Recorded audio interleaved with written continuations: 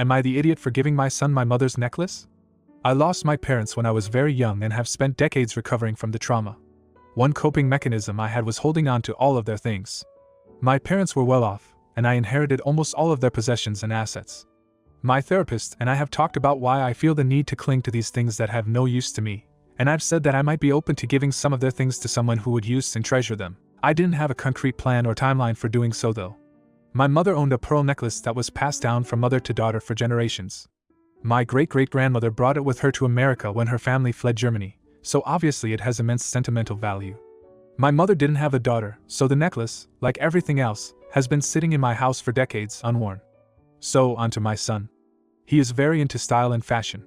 He wears lots of different types of outfits. He'll wear a suit and tie to a work function and then a miniskirt and mesh shirt to go clubbing with his friends. He wears jewelry sometimes and owns a few elegant, classy pieces, no pearls though. A few months ago my son was showing me an all-white suit he bought to wear to a friend's party. It was a really nice suit. All of a sudden I was struck with the idea that my mother's pearls would look great with that suit.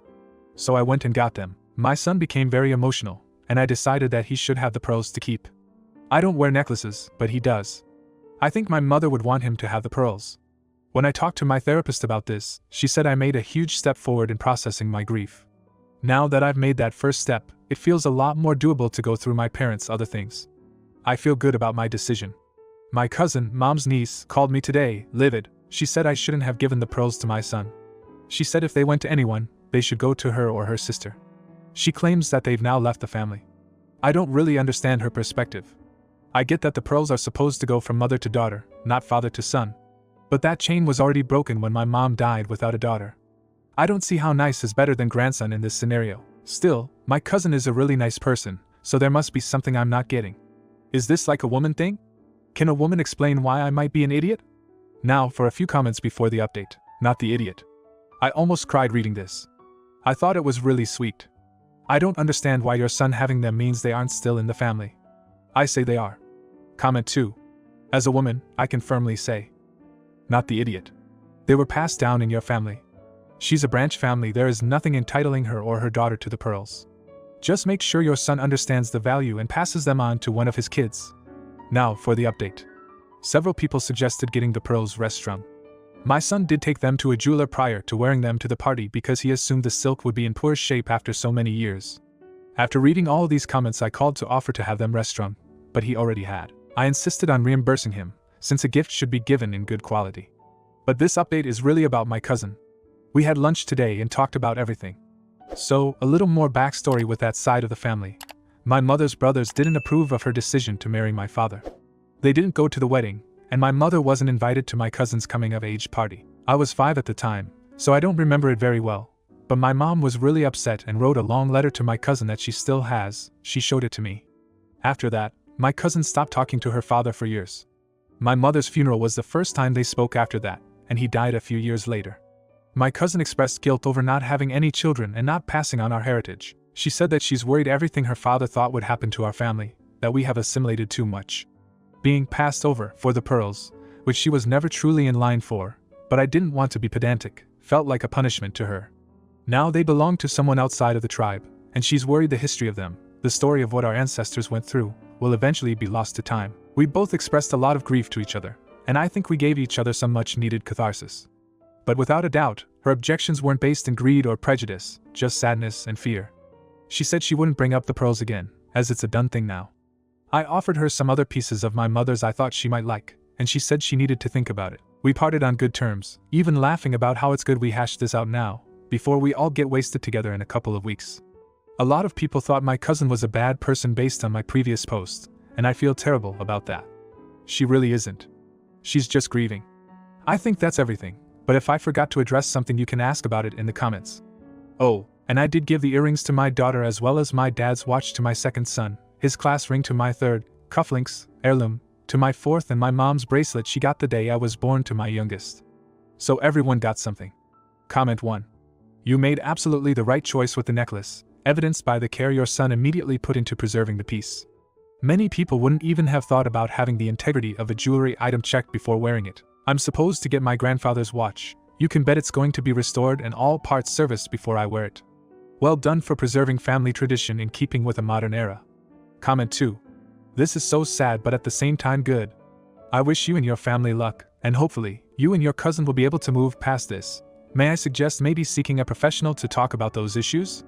If they haven't had therapy, maybe it can help her face her grief and fear. Now, for the next story. Am I the idiot because I let my son ask my stepson for help when cooking for me? Yesterday I was exhausted. I am 3 weeks from my due date, but my maternity leave doesn't start for another week. I came home and sat down on the couch and didn't want to get up for any reason. My son, 7, asked me to play with him, but I said I didn't have any energy. He asked if I was hungry, and truthfully I was, so I said yes, but I'm too tired to cook. My son offered to make me something to eat.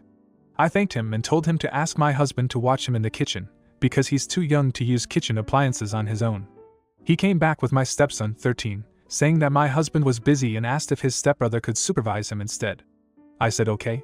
My stepson asked if I was sick, and I said I was just run down but would be okay. They made me some veggies and rice. I'm unsure how much each kid did, and I thought all was well. I felt much better after eating and was able to clean the kitchen. That night my husband asked me why I asked his son to make me something to eat. I said I didn't, he was just watching my son. My husband said my stepson ended up doing almost everything for him, because he was worried he would get hurt, and my stepson was in the middle of a school assignment when my son interrupted him. I said I didn't know that he was busy. He didn't tell me that. He didn't have to help my son when he asked. My husband said my son told my stepson I was sick, and that's why he stopped his assignments, and then he didn't want to be rude. I ended up snapping at him that maybe he should have come out to check on me himself when my son went to ask him for help. He said that has nothing to do with the situation and, "My kid isn't your servant." I was so pissed and told him to frick off and not talk to me the rest of the weekend. I made pancakes for breakfast. My husband hates pancakes, for myself and the boys, but he just made himself an omelet and didn't say anything. The thing is, my stepson must have said something to him, or he wouldn't have even known they cooked for me. So my stepson must honestly feel wrong. Am I crazy? Was I unreasonable to let my son ask my stepson for help? I feel like I'm in the twilight zone. Now for a few comments before the update. Not the idiot. I can understand why your younger son said you were sick. He probably thought you being run down and exhausted was you feeling unwell. What I would recommend is talking to your stepson and letting him know that you found out he did almost all the cooking and really thank him for helping you when you needed it. Let him know he is appreciated and make sure he's okay. Comment 2. Not the idiot.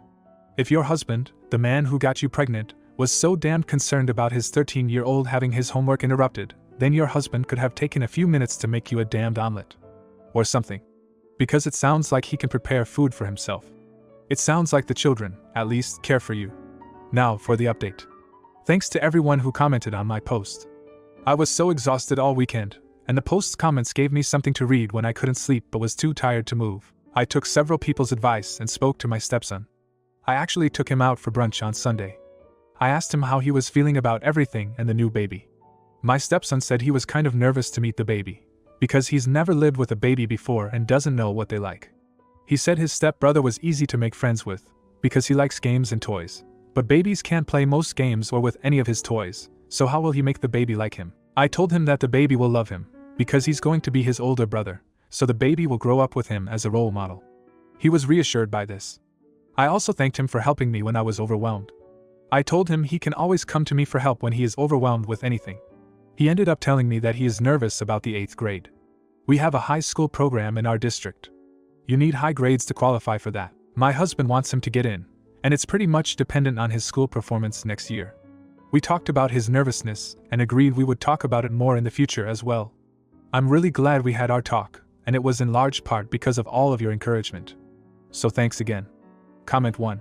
Open and honest communication is always going to help. The key is making sure to use it while you have the energy because, as you well know, there will be times when you just need to shut down for a while. Glad you sorted things out with your stepson. I highly recommend one-on-one time with each kid like this as they grow up. It really makes them feel heard. Next step, sort things out with your husband. Comment 2. Others have commented on whether you've talked to your husband about how shitty he was to you, as they should. But is he putting too much pressure on his son? Does your stepson even want to go to that other school? Grades and best schools aren't everything. He's such a kind and caring boy. I'd hate for him to suffer because of your husband's demands. Try to protect him, please. Now, for the next story. Would I be the idiot if I didn't get my sister a wedding gift? Okay, so I, male 25, am a wedding planner, so when my sister, female 32, announced she was getting married, most of our family, including her included, assumed I'd help plan it for her. I initially didn't really want to, as her wedding is right in the middle of busy season, so I'd miss out on gigs that would pay, but then I decided that she's my sister, and this would be a good wedding gift and would just help with the wedding stress. She was so happy when I agreed, and we started going over her plans and themes. I found some venues and we went to look at them.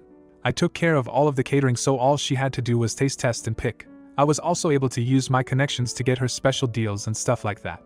At first it was pretty smooth, but as time went on it just got more and more stressful. She wouldn't communicate with anyone and almost got her photographer to quit. I had to convince him to stay. She'd constantly change her mind on things and then get mad they were changed, as I should have known she was just being indecisive and that I should have stuck with the first option.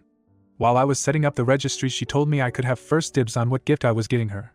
I looked at her confused and said that my help planning was my gift. She then said that a lot of families helped out and they are still getting gifts. I told her that other family members helped move furniture or lend me their car to pick up supplies. I was doing most of the work and was missing out on actually getting paid helping her. She said she's grateful for my help, but that this wouldn't really constitute a gift unless I was paying for things like her dress or the venue. And she said it didn't matter when I brought up that my connections have literally saved her thousands when you add them up. She's now calling me cheap and is getting our family involved. I don't know what she told them, they won't tell me. But they keep saying how selfish I am to make my sister's big day all about me. If I could afford it, I wouldn't mind getting her something. But the cheapest thing in the registry is almost $200 and I'm not well off. Plus my loss of income, one can't afford something like that run. I want to support her, but I don't think I'm gonna get her a gift. Would I be the idiot if I didn't? There's no update for this story, so here's the comments. Not the idiot. Make an itemized bill for her outlining the hours you've spent, the income you've lost by turning down paid gigs, and the savings you've got her through your contacts. Print the final total in big, bold numbers, then print, gifted, in red letters across the front. Frame it and put it on a stand at the gift table at her wedding so everyone can see how generous you've been. Anyone who tries to argue that you're being selfish tells them to read it out loud. If they accuse you of being petty, tell them it would have been necessary if it had been appreciated by the bride and themselves. Comment 2. Not the idiot. While I would have maybe been clear up front that getting your services for free was the gift, your sister's level of entitlement is ridiculous. Frankly, I'd hand your sister a bill for the work you did that highlights the money you saved her with your industry discounts, and say either she can pay you and you'll get her something off the registry, or this and your continued free labor can be the gift. Helping out is when someone comes over to make favors, helps transport items, or decorate. You are providing a service and coordinating an entire event for her.